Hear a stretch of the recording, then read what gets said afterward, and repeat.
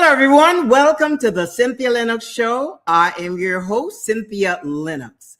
Thank you for joining me on this journey of self-examination and identity architecture. When we started with the journey of self-discovery. And what that is returning to your true, authentic self, returning to that place where you discover your original blueprint, your original manuscript, the way you are, your personality, before it was captured and shaped. What we have learned is that who we are, unless we have really gone through that journey of reshifting, of changing, or of discovering our true self, we are really functioning on inherited beliefs shaped by society, culture, religion, family, academics, a slew of external influences that shape who we are. And in many cases, we come to a place where we don't really function in our authenticity simply because the traits that's been attributed to us, they're not ours originally. They are traits, they are expectations, impressions, perceptions, concepts that people have of who we should be. And that is shaped from a little girl, from a little baby. That is shaped in us. And then we grow that way. If we don't understand the dynamics of it, some people get into, they come down with PSTD, a whole bunch, anxiety, depression, and things of that nature simply because they have not discovered their true selves, and they're trying to dig in to find who they are. And if they don't know the mechanics of discovering or unpacking that truth of themselves, then you just go through life on autopilot. You just go through life being what others expect you to be.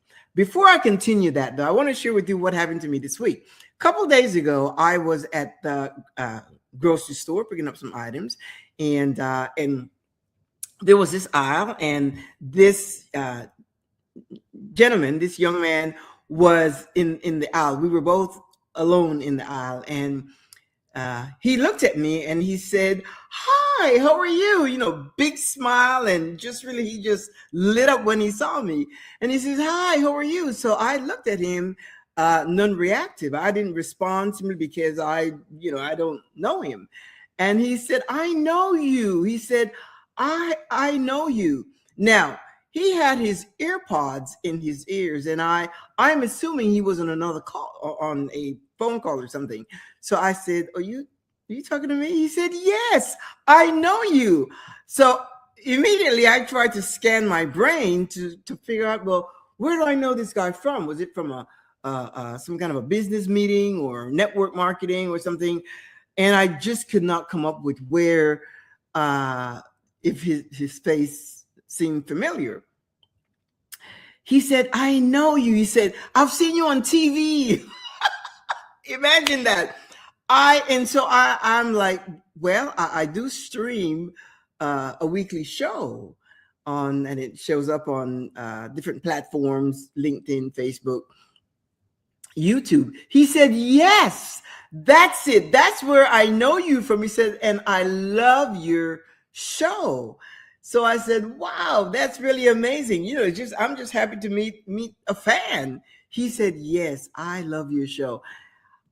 To me, that was, of course, we don't walk around looking for validation, and he wasn't like validating me. It wasn't about me. It was about the things or whatever it is that he garnered from what I share. And that to me was just so fascinating, because here I am, and I never claimed to, celebrity status or anything, because I just go about my daily business. And when I come to my show, this is my place that I just love sharing with as many people as tune into this show. But that reaction was just really, what it says to me is that And of course I know that, I know that people watch the show, some respond and some watch it in silence, because sometimes the things that I share are a little controversial, polemic. They're out of the norm, simply because that's how I think. Not even outside of the box. We don't have a box at all, from which we launch. So there are people that watch it in silence, and they don't want to reveal themselves, especially people that are, in certain groups and so forth. So anyway, I thought that was quite fascinating, because here I am minding my own business, and he looked at me and he's like, I know you. It was really interesting, because I thought, because I had never seen this person at all. Never. But anyway, so that was my experience a couple of days ago in the grocery store. And it just tells you that wherever you are, you just want to, you just I don't even want to say you want to be a good person, because that's neither here nor there. You just want to give your best to people wherever you are.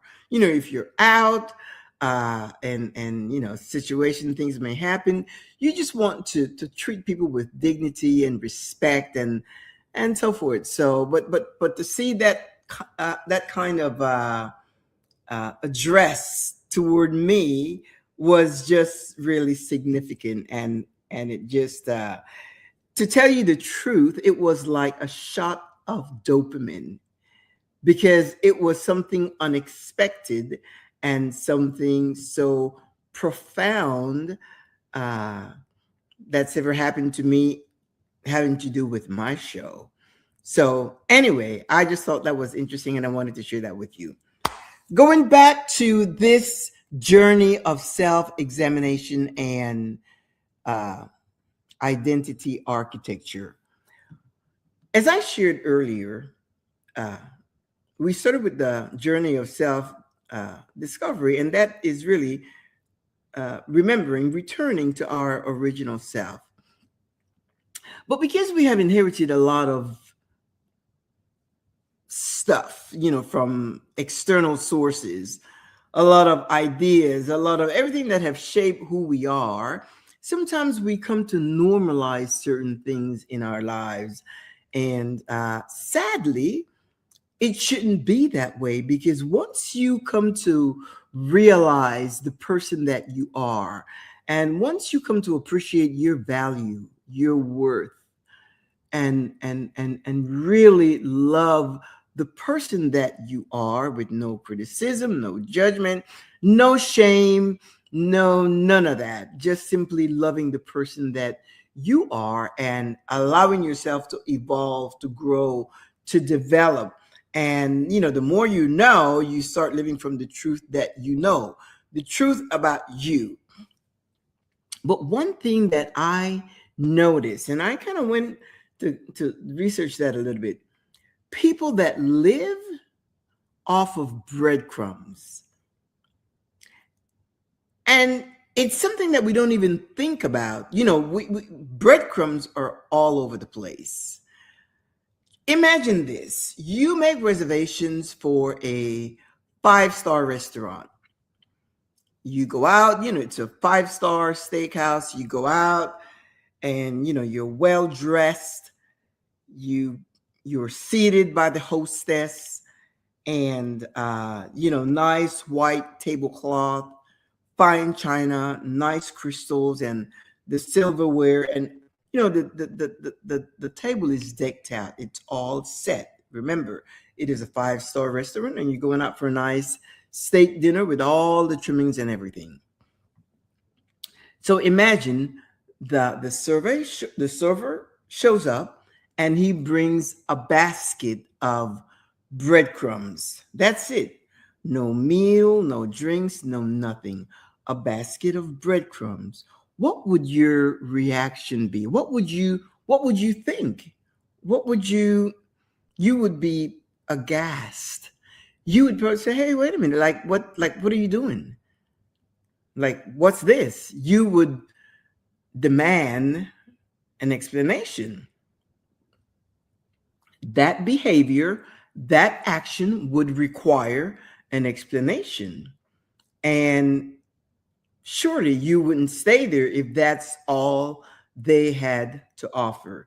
You would probably just leave, and you would leave and go someplace else. You would be indignant and aghast. Yet in our daily lives, breadcrumbs is something that some people have normalized it without even thinking that way. The way they allow people to treat them. And breadcrumbs doesn't only happen in relationship. It happens in family relationships, yes. It happens in the workplace. It happens at church, in religion. It happens in our society.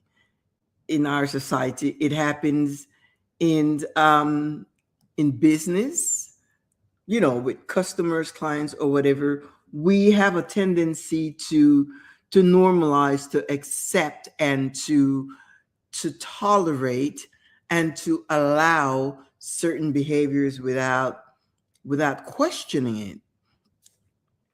Sometimes we're treated, like somebody, like I know this person. I'm just going to give you this example, two examples. I know this person, and we are friends, and not close friends, but close enough to, we recently met, I think about a year ago, and we have shared enough. We like each other. It's not like we are calling each other during the week discussing things. No, but we meet and we talk and we laugh, and it is wonderful. I really like her. She really likes me. We really have a good time. And we meet like probably every 2 months or so. We go to a nice restaurant, and we have a meal, we have a drink, and the time is so rich. When that person calls me, well, we don't call, we just text. How is it going? We need to link up again. And I would say, sounds great. When is a good time for you? And they would write back, they would text back and say, or vice versa. If she reaches out to me, I would text back and say, sounds great. I'm available next week, Thursday or Friday from 2 p.m. or whatever, Tuesday, Wednesday, Thursday, from 2 p.m. or 3 p.m., something like that. And then they would text back and say something like, well, I'm also available. Let's do it. And the last time I chose the place where we would meet, and the one before she did. So she would say, then I would say, well, let me know where you want to meet, and we'll do it. But whenever we touch base with each other, it's concrete. It is, I want to meet with you. I want us to spend time together. We're going to meet, and we are going to enjoy each other's company and so forth. No fluff, no agenda, no topic. No, we're going to talk about this. We're going to talk about none of that. We just share that we're going to meet. But that action of texting, of touching base, becomes like solidified. And I like that, because there is, what it tells you is that this person is serious about us meeting. And then I know this other person that wants to get to know me, and vice versa, because we're both businesswomen, and they're always saying, we got to get together, we got to meet for lunch, we got to get, they've been saying this for the last couple of years, and we've never gotten together. Of course, I just shelve it, because I don't, for me, it's not, it's type of a breadcrumb type situation, because they are always saying to me, we have got to get together. And, when I see them, it's not something that I share, simply because I know they're busy. They are busy. They have a really busy schedule. Well, so do I. I have a very active life, and I also am busy. But for the things that I really want to do, I make time for it. it becomes my priority. So I just shelved that. The last time they touched base, they said, when are you available? Are you available? When are you available next week or something like that? And I said, okay, I'm available Tuesday at whatever time. And that's it. I responded to them and have not heard from them since then. That was probably back in February or something like that. And that's okay. That is okay because,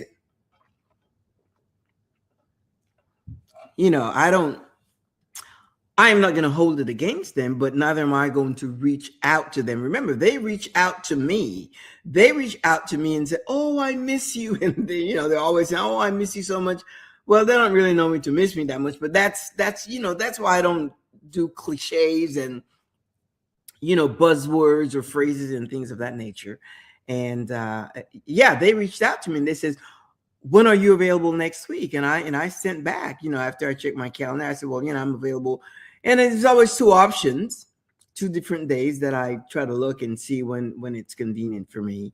And but I haven't heard from them. So, if I was waiting for a response, or if I really had the desire to meet this person, and I'm open to it, but first of all, I am not going to hold it against them because I don't really know what's going on in their lives.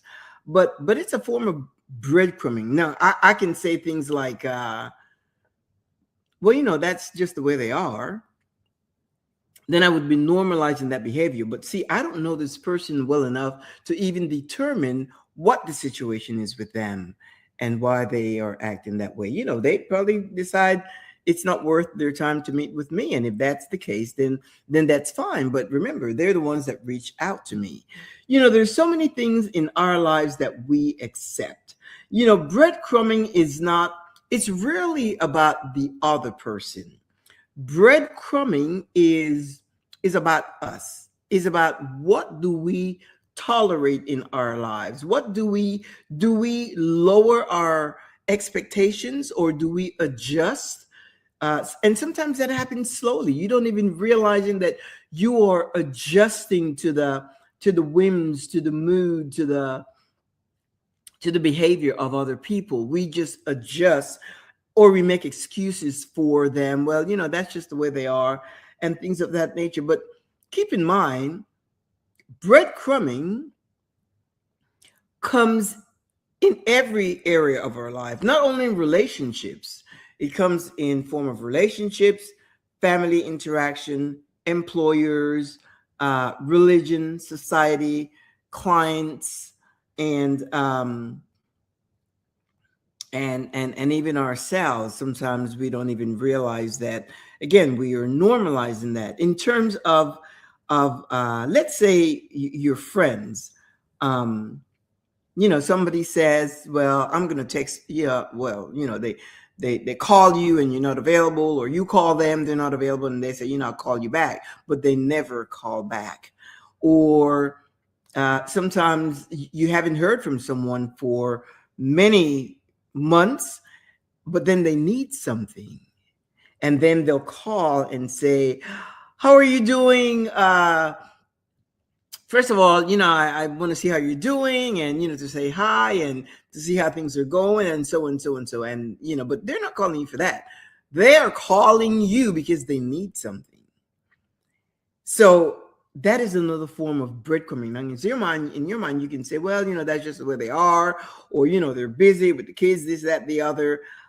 But now they need something, and they call you. A form of breadcrumbing. The relationship is based on breadcrumbs. So they call you when they have a need, and then expect you to move quickly to help, to assist, to aid in whatever it is that they need.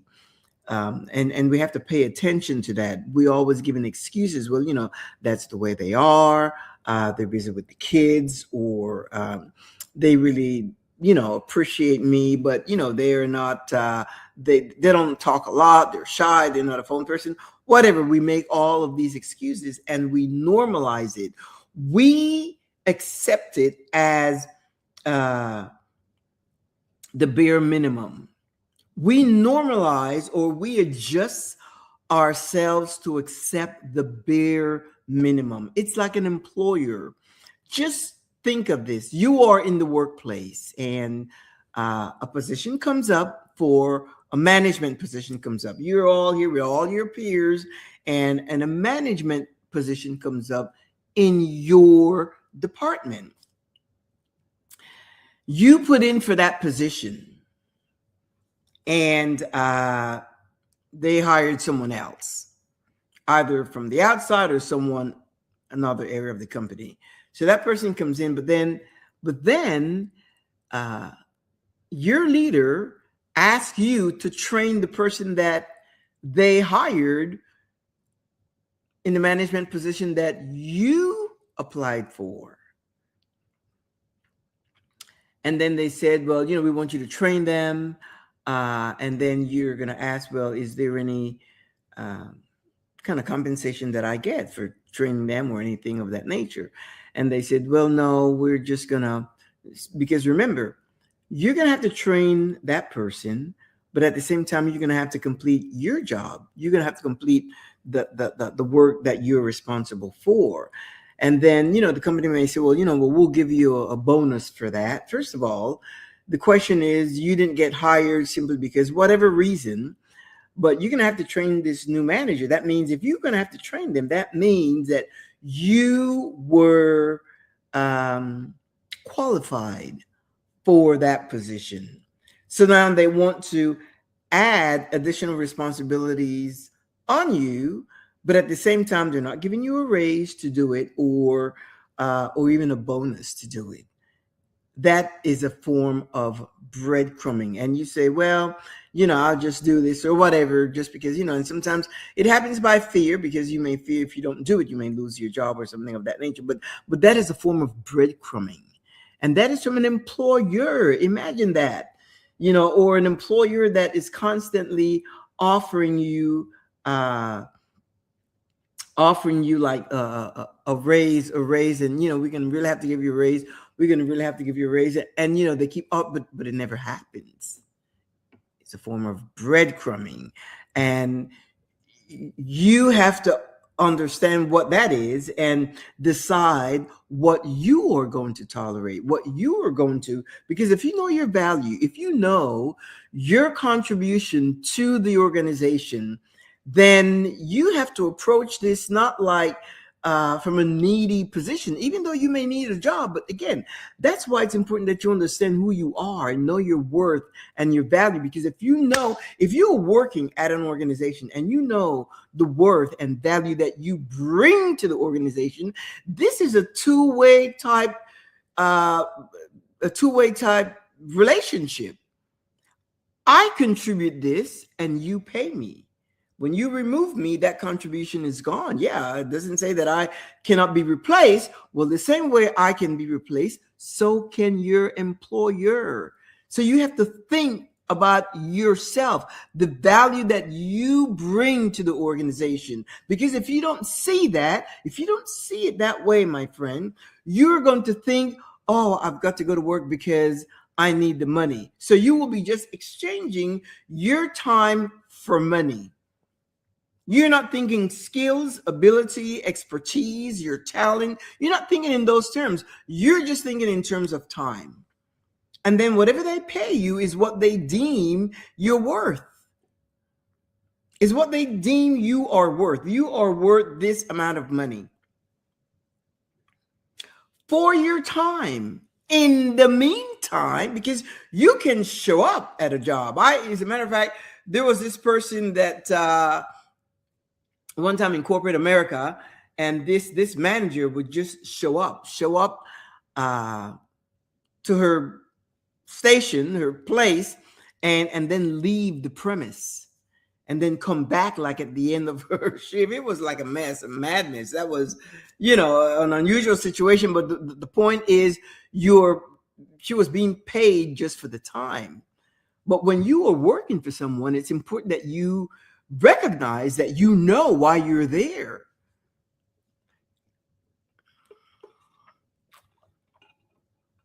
You're not there just to spend 8 hours on the job.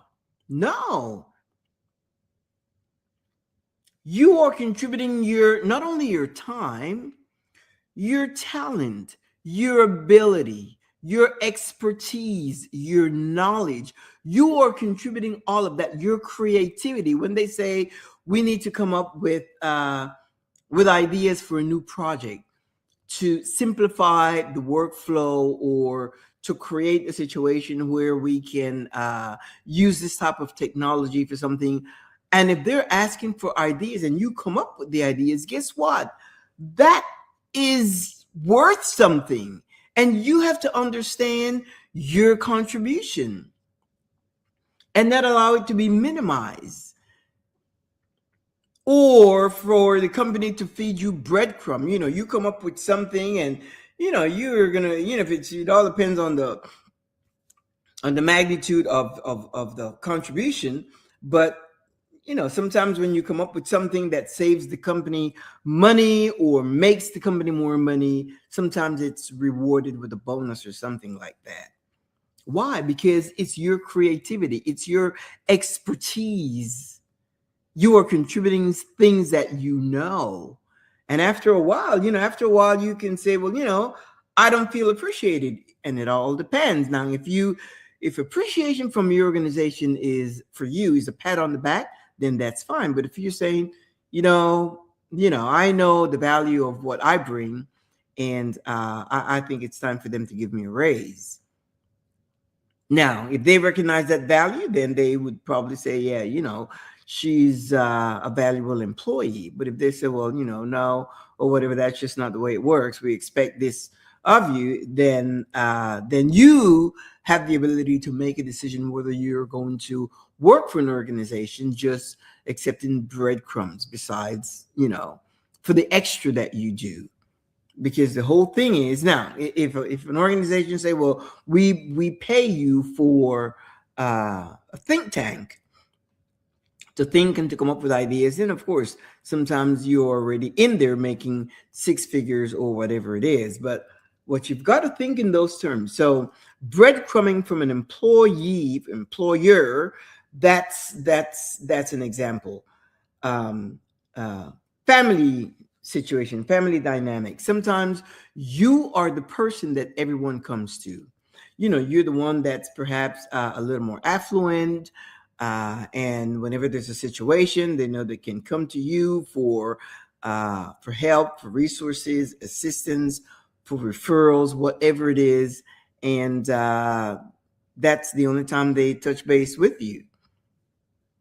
When there's other situations, when there are other gatherings or whatever, they don't think about you, simply because you for whatever reason. But then you're always the one that's there to help. And it's like you get a call, how are you doing? That's the thing. Just to say, how are you doing? What's going on? Like, how are things? Or even if, you're not doing this every day, but every once in a while. Again, it's nurturing relationships. It's nurturing relationships. And it's just kind of weird, because when you don't do that, and then when you have a need for whatever it is, even if it's just a chat, you want to talk to someone about something, it becomes awkward, because you haven't spoken to the person in a while or something. And then we start mitigating excuses, saying, well, that's just, they're just family, and everybody's busy. Everybody's busy. Yeah, everybody. And I don't like to use that term, because busy is not a thing. It is your priorities. And with today, I know a lot of people, like, I don't spend time, like, texting has become the way we communicate with people. It's quick. As a matter of fact, I just got a phone call from my friend, and she was traveling, and she came back in town, and she called, and I was able to, the phone rang, and I couldn't answer it because I was in the middle of something, but I was able to text her a message. So it's so, and when I'm done, I'll call her back, because again, it's somebody that we are constantly in touch and things of that nature. So there's always opportunities to be in touch, always in touch. Another area in society, let's see here, work hard on things to improve in career instead of access to opportunity. Sometimes we say things like, well, we just need to be grateful that at least they called. I know a lot of parents say that. There are a lot of parents that I know that they don't hear from their kids. And if it's Mother's Day, they may receive a call, and then the parents will say, well, at least they were thinking about me on Mother's Day or whatever, But in the meantime, you really want to hear from them at least once a week. So they check in on you to see how is mom doing or how is dad doing, but they don't. And you justify the situation. And it's not blaming, it's not condemning, it's not judging, it's just the way it is. And all of it is breadcrumbs. We learn to live with that. We normalize that. And how do you change that? I know for me, because I go about my business and, we are busy doing stuff, my husband and I, we are busy about our own lives. But then sometimes we get a call from someone that, or we may not get a call from someone. And that may be family. And we may say, okay, well, yeah, and you just kind of deal with it. But you don't get sad or you don't judge them, but you acknowledge that the relationship has been reduced to breadcrumbs. Only when whatever situation. And then you're like, well, that's just the way they are. They don't like to call, they don't text. No, they're just simply not thinking about you. And you may try to do a lot to keep the relationship going. There are a lot of people that do that. They do a lot to keep the relationship going. Why? Because they know it's hanging by a thread, but they don't want it to break because, a lot of things, loneliness may set in or whatever, and you put out more than you're getting. You put out more than you're getting. And then you make excuses for that, for the other person. That happens sometimes in a relationship. That's why, certain relationships, have issues, because if one person is putting out more, the wife, she comes home, there are the kids, the house, they have to cook, they have to clean, they have to get the kids, help them with their homework, and then put them to bed, get them washed up, put them to bed and so forth. And then the other person, the other spouse may just be there doing nothing. And then the other spouse may say, well, I need to relax. Well, then you may say, well, what about me? And then we may normalize that's okay. And then we assign it to gender roles. Well, you are this gender, so you are expected to do this, and I'm this gender, I'm expected to do the other. In the meantime, you're both working. And we breadcrumb it. We make that the bare minimum to accept. You, my friend, once you get to know and appreciate and love the person that you are, your personhood, that is something that becomes intolerable. You don't have to beg the attention of anyone. The attention, the love, one girl shared the other day that, she's in this relationship and just meeting this person, and she really liked this person. And I don't know why. Anyway, she just liked this person. So they went out, they had a date, and it was great and so forth. And then the next day, she was fascinated with this person. Well, the next day she texts, or that night, and said, thank you, this was great, whatever. And this person have not responded. and she is just having a cow simply because she just cannot understand what is happening, and she's trying to figure out, did she do something wrong, and start blaming herself, and start affecting her self-esteem, her self-worth, because the person doesn't respond. No, a no response is a response, my friend. It's clear. The message is clear. That person is not into you as you may be into him. It's that clear. It's not a matter of good or bad, right or wrong. That's just the facts. We need to see it. I did a study the other day on clarity, and clarity is really seeing things as they are and not as you wish them to be. Seeing and understanding things as they really are, and accepting things as they really are, and not the way you want them to be. Clarifies your life. It helps you. Your nervous system. You're not like on edge, and then you govern. That all has to do with self-authorship. You author your feelings, your expectations, your thoughts, all of that. You author all those things in your life, and you don't depend on someone else.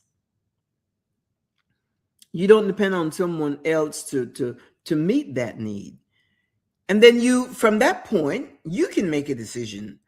Like for that person, I didn't talk to her personally, but for that person, I would say you need to just go ahead with your life.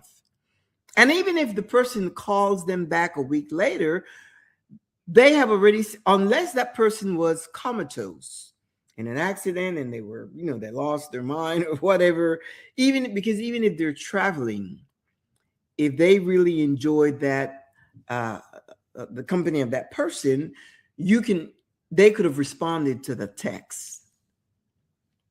So even if they contacted that person a week later, this person has already been answered by their silence. That's the whole thing. You already got your answer by their silence. You have got clarity. You know how that person thinks or feels about you. And there's nothing they can say unless they were in a coma for 1 week. They have already told you that you are not their priority. And once you understand that, you can go on with your life. And you know what allows you to do that? When you know and you love yourself and you know who you are, and you just know that there's going to be someone out there, I'm assuming this person is single, that's going to not want to let you go. That's going to make it clear whatever their intentions are. And you're going to feel good and chosen, accepted, desired, wanted, and all of that. So don't waste time. Once you know who you are, you're not wasting time waiting for someone to like you or trying to beg for someone's love. You don't need to do any of that. Self-authorship. You decide what works for you. Like I would say, that doesn't work for me. You decide what works for you. And I don't care what kind of relationship you're in, whether it's a relationship with your spouse, with your kids. Sometimes the kids, they want to do things, and if they're still under your covering, your support, under your parenting, then you're the one that make the decision, not them. They don't just go out and have a tattoo done, not if you're 15. Or pierce. And I said, because there's this woman that was just, she was having a fit. Her 13-year-old daughter went out and had her nose pierced. Didn't ask for permission, none of that. And the mother, when she came back, it was just a big situation. The mother was not having it. Of course, what do you do now? It's already pierced. I don't think you can just unpierce it. You see? So you are the one that authors situations around you. You're the one that author that so that your nervous system can be regulated, can stay regulated. This way you govern over your peace, your contentment, and all of that. You govern that. You author that. Another area of breadcrumbing is religion, and that's a big one. When we're I don't want to say we because I don't think in those terms, but when religious people are going through some kind of situation, they call it a test, a trial, and all of that. They always say something like, God has a plan. And sometimes it could be some really dire situations. Dire, like, if it's in terms of finances, they don't have the money to meet their mortgage or their rent, forget mortgage, their rent, or even to buy food or medicine and so forth. It says, God has a plan. Why would you accept that kind of breadcrumbing? If in your mind, you are thinking because there's a cliche or a buzz statement that people say God is good all the time. But in the same breath, you can't pay your rent. You can't buy medicine. You can't buy food. You can't feed your children. And then somebody comes along and they give you $100 to buy food. And you say, look at God. God is good. My friend, that is breadcrumbing. You need money for your rent. You need to sort that out. Remember, you have got the ability to critical thinking. You reason, you analyze, you process the situation, and you start self-examination. Does this concept, this teaching applies to me? What is the truth about that? Am I just saying a buzz phrase, God is good all the time? Or what's up? In the meantime, you're thinking, well, I've tithed all my life. And that whole tithe says that if you give it 10% of your earnings, that God would open the windows of heaven and pour out a blessing that you have no room to contain. Where is that? Where is that? You've got to question that. Otherwise, it becomes breadcrumbing. Seek and you shall find. Knock and it shall be opened unto you. Ask and you shall receive. If you do not receive after you ask, it is breadcrumbing. Something is not right. You've got to figure it out. You have to unpack what does that mean so that you can have clarity. Because if you don't, you will be breadcrumbing just by cliches or buzzwords or just statements people make, narrative people share. But it must, the greatest breadcrumbing dynamics that I see is in religion, relationships, religion, and all that. But I see a lot of it in religion because, when someone is on their sick bed and praying for healing and so forth, and then the person just blinks, people would say, oh, look at God. Well, no, you need the person to more than blink. You need the person to open their eyes, get up and be well. Why? Because it says that God is your healer. Be real. You go back, you're returning to your authentic self. And authenticity means to be real, to be genuine, to tell the truth. And you have to start by telling yourself the truth. And if you are afraid, acknowledge the truth that you are afraid to even question. But you know what you would say, which is a form of gaslighting? God has a plan. It's all in God's plan. In the meantime, if I have a situation, I go at it. I try to reason, I try to think, how do we resolve this situation? What do we do? And all of that. What do we do? Where do we go? I remember years ago when I broke my ankle, shattered it, roller skating. And, went to the urgent care.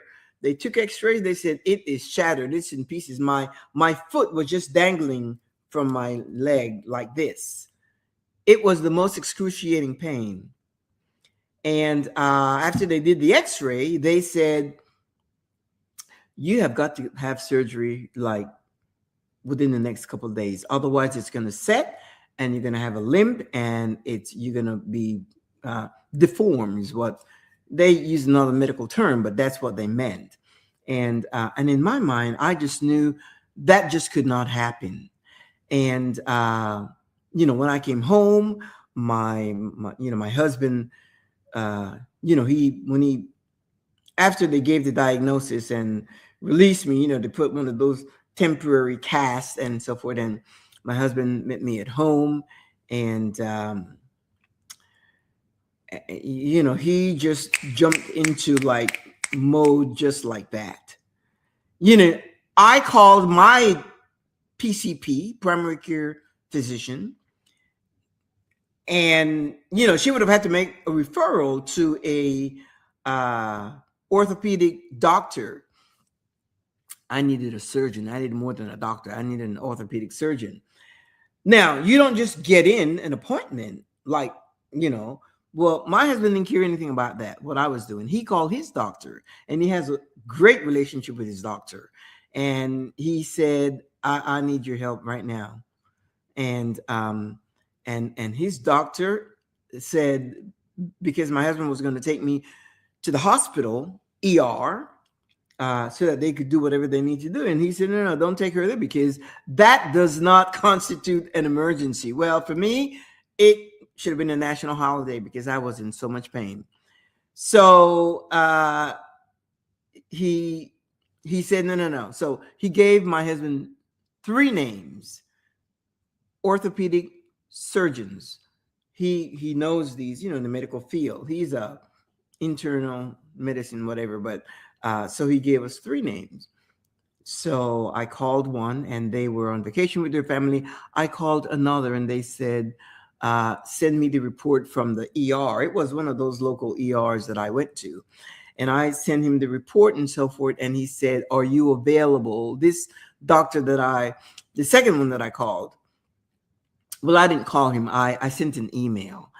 And once he asked me to send him the report, I attached a report, and he read and so forth. And he said, are you available tomorrow at 2:30 p.m. that you can meet me at, the hospital that he works? He's he's like a sports orthopedic surgeon, like one of the best in town.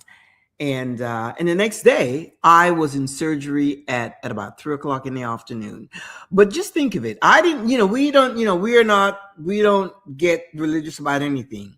We just took action. That's what we did. And as far as the accident, that was me. I was skating. I was just, trying to do some things, and I fell. That's just life. I fell. It wasn't a test. It wasn't a trial. It wasn't no devil, Satan, Lucifer. Nobody did that to me. I simply fell. So I didn't, try to gaslight anyone or blame. No. I had surgery the next day, and the doctor said in 8 weeks, 8 weeks, you'll be able to skate again. I took his word for it. He said, and these are all practical steps. In 8 weeks, you'll be able to skate again. And in 8 weeks, I was, after like 4 weeks, I went into therapy and all of that. And in 8 weeks, I was able to skate again. Now, did I go back? Not yet. But that's just because, my husband is like, he just gets a little concerned. But I've been able to do everything that I did before. As a matter of fact, you would not even know that I've got all these pins in my leg. These screws, I guess is what they're called. The point is, when you subscribe to any kind of, and we're talking about religious breadcrumbs, when people wait and they hope and they plead and they pray, and when things doesn't work out, you say things like, well, God has a plan, or God knows better. If that's religious indoctrination, then if that's the way you think, then it is what it is. For us, we are practical. Something happened. When you know who you are and you have the ability to do things, the capacity, to make a phone call, to make things happen, to call the doctor, to say this, to say that. And that's exactly what we did. My husband didn't care about me calling my PCP, because really, if I had called the referral that my PCP gave me, I would have had to wait the next day to call his office. And you don't just get in. First you have to go in, then they'll have to take their own x-rays, and then they'll have to schedule you for surgery perhaps a month later.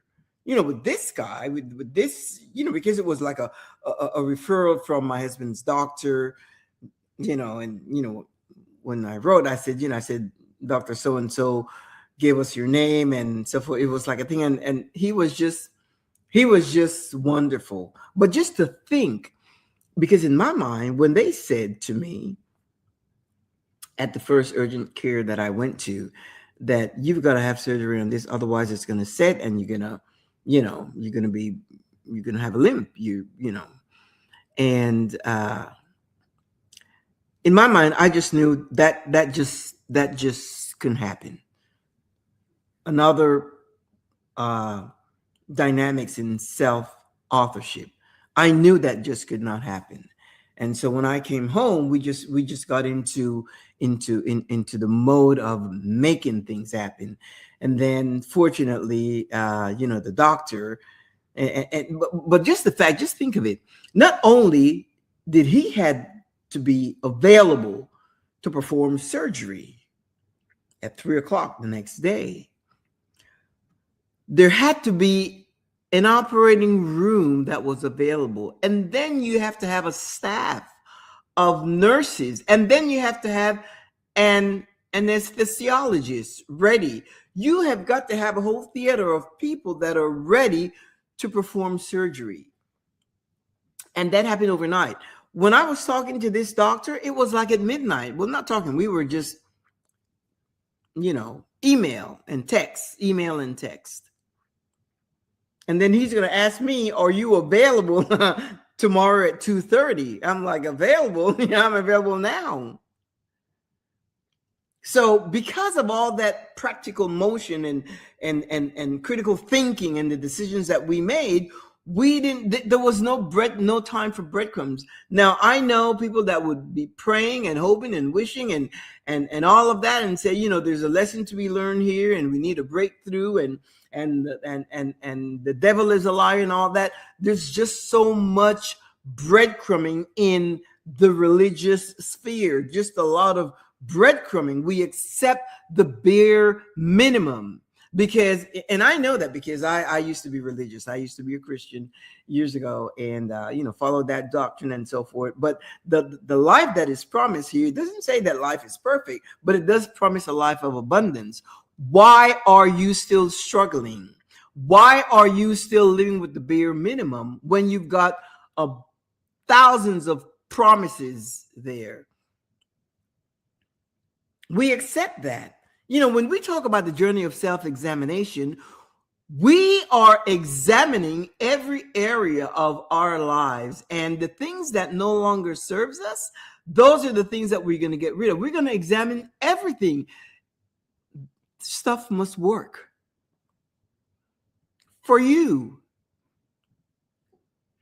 I always say, I'm not here to tell you what to do, what to think, or what to believe. I'm just saying that accepting breadcrumbs from life is not where it will not allow your life to abound, to flourish, for you to thrive. And that's the whole idea of your life, is to thrive in every area of your life.